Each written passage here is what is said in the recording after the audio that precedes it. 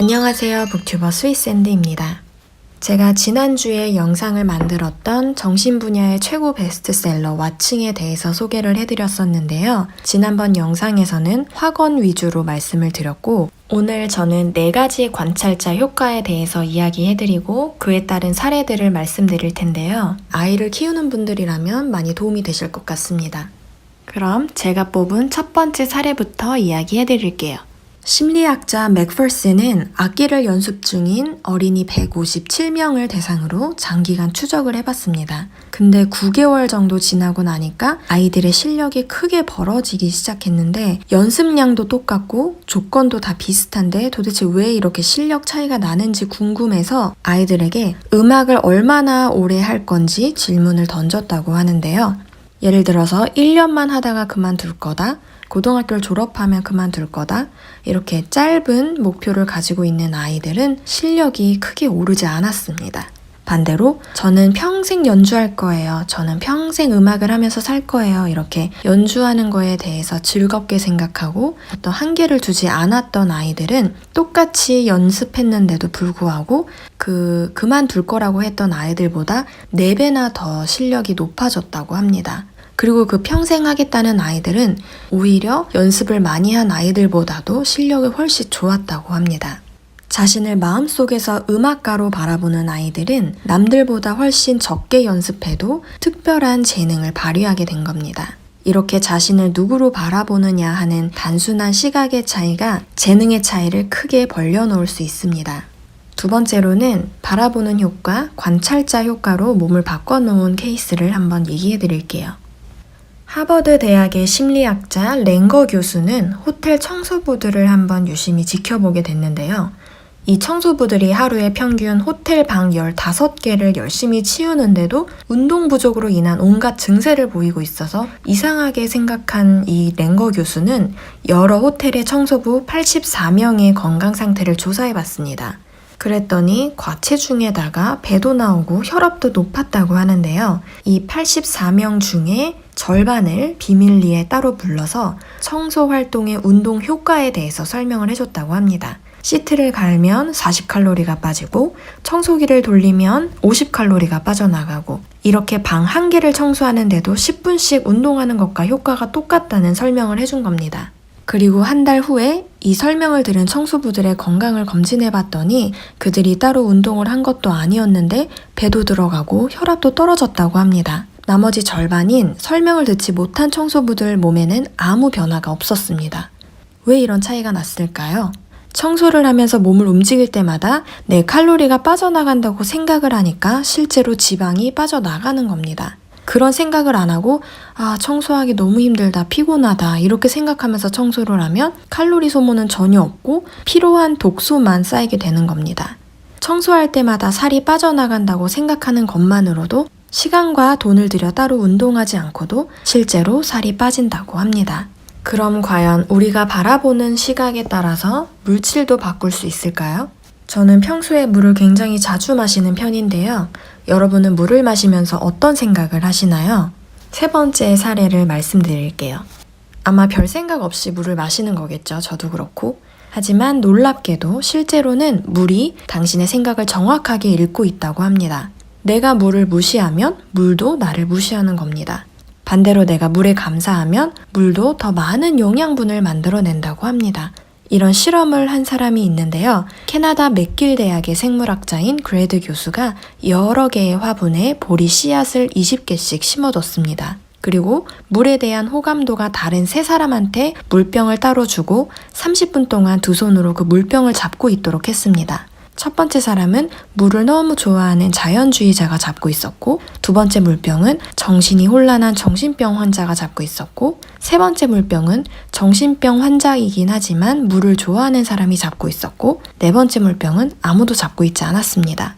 과연 누가 만졌던 물이 보리를 가장 많이 자라게 했을까요? 몇 주 후에 확인을 해봤더니 물을 좋아하는 자연주의자가 잡고 있었던 첫 번째 물병인 그 화분이 가장 빨리 자랐습니다. 세 번째 물병인 정신병 환자지만 물을 좋아하는 사람이 잡고 있었던 그 화분이 두 번째로 많이 자랐고요. 가장 적게 자랐던 화분은 정신이 혼란한 정신병 환자가 잡고 있었던 그 화분이라고 합니다. 당신이 물을 마시기 위해 물병을 잡는 순간 그 물은 이미 당신의 마음을 읽고 변화하는 겁니다. 어떤 마음으로 물을 바라보느냐에 따라서 반드시 우리의 몸도 달라지게 되겠죠. 일본의 에모토 마사루라는 박사가 굉장히 유명한 실험을 했었는데요. 아마 여러분들 다 알고 계실 것 같아요. 한 달 동안 유리병에다가 물을 담가놓고 한쪽에는 사랑, 감사 이런 단어를 붙여놓고 다른 병에는 증오, 악마 이런 부정적인 단어를 써서 붙여놨더니 한 달 뒤에 사랑이나 감사 딱지를 붙인 물은 반짝이고 아름다운 결정체가 되어 있었고 증오나 악마처럼 부정적인 딱지가 붙어 있었던 물의 결정체는 형태가 흐리고 기형적으로 일그러져 있었다고 합니다. 사진을 보면 더욱 선명하게 확인이 될 수 있는데요. 단지 물뿐만이 아니라 우리가 먹는 밥에서도 똑같은 실험을 했더니 똑같은 결론이 나왔고요. 그 대상이 무엇이든 간에 우리가 어떤 마음으로 바라보느냐에 따라서 그 음식이나 물이나 어떤 물질이 우리에게 주는 효과는 훨씬 달라질 수 있습니다. 라딘 박사는 감사와 사랑의 마음으로 음식을 먹으면 영양분 흡수율이 높아진다고 주장을 하고 있습니다.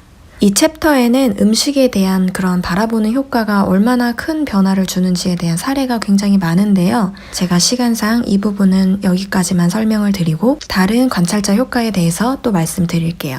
제가 네 번째로 알려드리고 싶은 사례는 편견에 대한 이야기인데요. 내가 내 지능을 어떻게 바라보느냐에 따라 실제로 내 지능도 오르락내리락 한다고 합니다. 베일록 교수는 편견 한마디가 평생을 좌우할 수 있다고 이야기했는데요. 우리나라 여학생들의 경우에는 수학에 약하다는 편견이 있습니다. 수학 교사들의 66%가 여학생들이 수학이 약하다고 응답을 한 적이 있는데요. 성차별이 전혀 없는 스칸디나비아 국가들에게는 신기하게도 남녀 간의 수학 성적 차이가 아예 존재하지 않는다고 합니다. 스탠퍼드 대학의 스틸 교수가 실시한 실험을 알려드릴게요. 시험 보기 전에 한 팀에게는 이 시험이 여학생들에게는 어려울 수 있는 수학 문제다라는 언급을 했고요. 다른 팀에게는 예를 들어서 남녀 간의 차이가 전혀 없었던 시험을 보게 될 겁니다. 이런 식으로 이야기를 한 건데요. 결과는 우리가 짐작할 수 있는 대로 여학생들은 수학에 약해라는 편견을 떠올리게 한 다음 시험을 본 학생들은 성적이 남학생들보다 떨어졌습니다. 반대로 편견이 없는 채로 시험을 본 여학생들은 남학생들과 똑같은 수준의 성적을 거뒀습니다. 시카고 대학의 베일록 교수는 초등학교 1, 2학년 학생들을 대상으로 이런 실험을 했습니다. 수학 시험을 보기 전에 학생들 앞에서 나 왜 이렇게 계산이 서툴지? 난 여자라서 수학을 못하나 봐. 그런 말을 하고 수학 시험을 쳤더니 반 여학생들의 수학 성적이 엄청 떨어진 겁니다. 이렇게 선생님이 무심코 흘리는 편견의 말 한마디가 여학생들의 평생 수학 능력을 돌이킬 수 없게 만들 수도 있습니다. 이건 남녀 차별뿐만이 아니라 인종 차별도 마찬가지입니다. 미국에서는 흑인들이 백인들보다 머리가 나쁘다는 고정관념이 있는데요. 아무리 똑똑한 흑인들이라도 자기도 모르게 이런 편견에 빠져들게 돼서 백인들보다 지능이 좀 낮다는 생각이 드는 순간 정말로 그 지능은 떨어질 수 있다는 겁니다. 스탠퍼드 대학의 스틸 교수는 이런 실험을 또 해봤습니다. SAT 시험을 치르기 전에 흑인 학생들에게 자기 인종을 적으라고 한 건데요. 그랬더니 그들의 점수는 평소보다 형편없이 나쁘게 나왔다고 합니다. 인종차별을 한 것도 아니고 단순히 인종을 적으라고 했을 뿐인데 흑인들 머릿속에는 머리 나쁜 흑인이라는 편견이 떠올랐기 때문에 결국 시험을 망치게 된 겁니다. 또 반대로 백인 학생들에게 시험 보기 전에 우리가 지금 치려는 이 시험은 동양인들이 훨씬 점수가 좋았다라고 말을 하면 백인들의 성적이 평소보다 뚝 떨어진다는 겁니다. 백인들은 아시아계보다 수학에 약해라는 그런 고정관념이 불쑥 떠올랐기 때문입니다. 이렇게 여러 교수들의 실험을 통해 알 수 있듯이 지능은 고정된 것이 아니라 우리 생각에 따라 바뀔 수 있는 겁니다. 이런 내용을 주장했던 콜롬비아 대학의 드웻 교수는 또 다른 실험을 해봤습니다. 초등학교 5학년생 400명에게 간단한 문제를 풀어보도록 했고요. 한 팀한테는 와, 넌 정말 똑똑하구나 이렇게 지능을 칭찬해줬고요. 또 다른 팀에게는 넌 정말 열심히 공부했구나 이렇게 노력을 칭찬해줬습니다. 지능을 칭찬받은 아이들과 노력을 칭찬받은 아이들은 어떤 차이가 있을까요? 며칠 뒤에 또 한 번 시험을 봤습니다. 쉬운 문제와 어려운 문제 두 가지가 있는데 어떤 문제를 풀어보겠니? 라고 물어봤을 때 노력을 칭찬받았던 아이들은 대부분 어려운 문제를 선택했고 너 똑똑하구나 이렇게 지능을 칭찬받았던 아이들은 쉬운 문제를 골랐습니다. 지능을 칭찬받은 아이들은 지능은 타고난 거라고 생각하게 돼 있고 그러면 지능은 고정된 거라고 생각하기 때문에 어려운 거를 피하게 됩니다.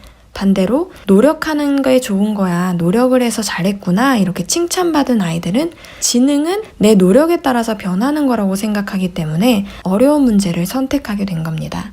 나중에 성적을 봤더니 노력을 칭찬받았던 아이들은 처음보다 성적이 30%나 올랐고요. 반대로 지능을 칭찬받았던 아이들은 거꾸로 20% 성적이 떨어졌습니다. 제가 이 책을 읽으면서 저도 한 아이의 부모로서 어른이 하는 말이 얼마나 아이에게 큰 영향을 미치는지 깨달았고요.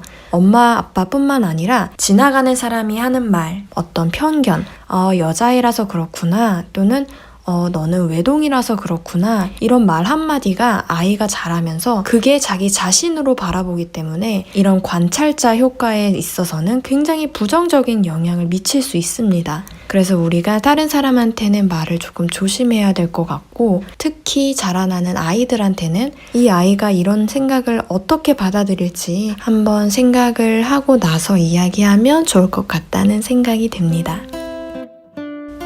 제 영상이 도움이 되셨나요? 도움이 되셨다면 좋아요 버튼 부탁드리고요. 알림 설정해 놓는 것도 꼭 해주시면 좋겠습니다.